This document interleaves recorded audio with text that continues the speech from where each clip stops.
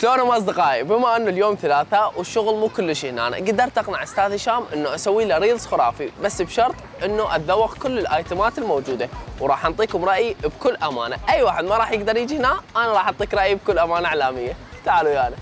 جهزت انا الكلينس مالتي، واول واحد راح نبدا وياه برجر زيوني.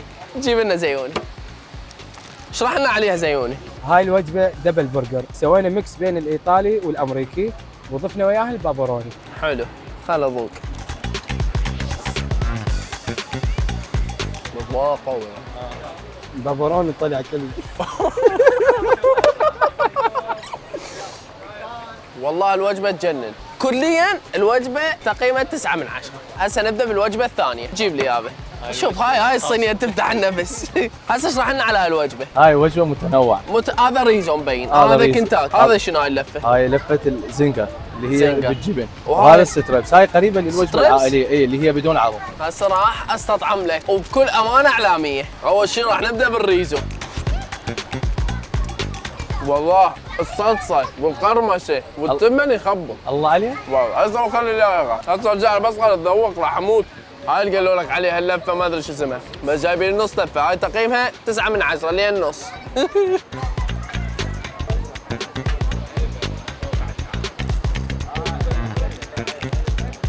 طبعا نسينا وين الوجبه تجي مشروب خاص. وين ما جاب، هسه جاي اعطيك 8 من 10، جبت لا. البيبسي تقييم لهاي الوجبه 10 من 10. استاذ هشام بس تعال شوف شو مسوي لي الشباب، هذا كله مجانا. استاذاتهم توزعون كل هاي ببلاش، مو ببلاش، هاي لي انا مستطعم، انا متذوق، يعني باعتبارك انت يعني متذوق اجنبي. يعني عمره خساره الميبون. هاي اعلان جاي يسوي نفسكم شنو؟ لازم انا المتذوق احكي. حياتي بيناتنا جوعان. اقول ليش انا ما جاي استطعم، طلع ماكو مشروب خاص بالوجبه. على عناد هذا شو اسمه؟ عمار وسكنونو. على عناد عمار وسكنونو، راح نحول عندنا الاطفال والمسنين، راح نحول على الاستطعام، خوش شغله هاي. جيبوا لنا البيتزا. يلا وين الايطالي؟ اجى الايطالي. هاي البيبسي كافي، وايد شربنا بيبسي. شوف الجمال، هاي شنو اذني؟ وصل الأربعة ببرون دجاج برجر لحم خضار شوية زيتون. هاي واحدة ببروني. انا قوي بالببروني. هنا أبرد بيتزا تاكلها بحياتك. سلم لي. طيب 3 من 10 على الحراره هاي. فقط اللحم. بس حاره. لا بارد اللحم. تعال بس تعال. بربروني، هاي دجاج وبربروني.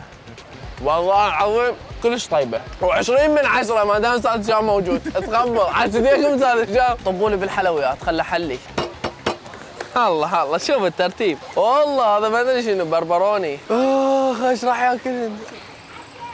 عجبني اللون، انا قمت ما استطعم قد ما اكلت. هاي شربتوا هذا؟ هذا بربروني، هذا دير بالك هذا عليه. موهيتو لافندر. ولا ابو على الفتحه، بابا كثر لي من هاي الفتحات يابا.